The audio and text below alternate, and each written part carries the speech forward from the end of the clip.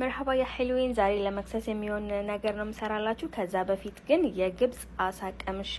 አሪፍ ቪዲዮ ሰርቼላችኋለሁ ዩቲዩብ ላይ እዛ እንገናኝ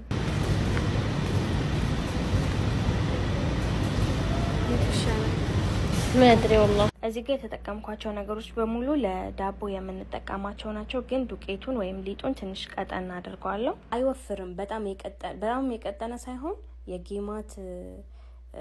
ሊጣላል እንደዛ ነው የምናደርግ ቀጠን ያለ መሆን አለበት ከዛ ወዲያው ኩፍ አለ ሁለት ቦታ ነው ያደረኩት ሁለት ሳህን ላይ ከላይ ያደረኩበት በመጀመሪያ ትንሽ ዘይት አደረኩኝ ከዛ በኋላ አንድ ፍሬ ወይም ሁለት ፍሬ ነጭ ሽንኩርት በደንብ ፈቅፍቃችሁ የምሬ ነው በጣም ነው የሚጣፍጠው ከዛ የድንብላል ቅጠል ካለ ፈሽታችሁ ከሌላችሁ ደግሞ ናዕና እኔ እዚህ ጋር ደግሞ የማያቃጥል ድልዝ ብዙም አያቃጥልም ይሄ የማያቃጥል ድልዝ አድርጌበታለሁ ከዛ ትንሽ የጨው ታረጉበታላችሁ ደግሞ ቁስሌ ባለፈው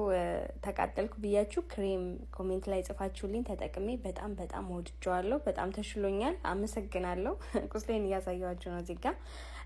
ድልዙ ላይ ይሄንን ሙከሰራት አደርግበታለሁ ስሙ በነገራችን ላይ ቪዲዮውን ኤዲት ያደረኩ ሄጂ ጉግል ላይ ይሄንን ነገር ጽፌ ሰርች አድርጌ አልወጣልኝም በአማርኛ ስሙ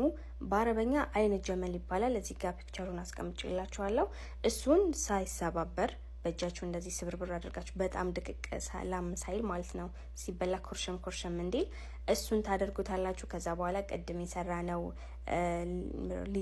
ሊጡ ላይ እናደርገዋለን እዚህ ጋር ነጭ ሽንኩርቱን እና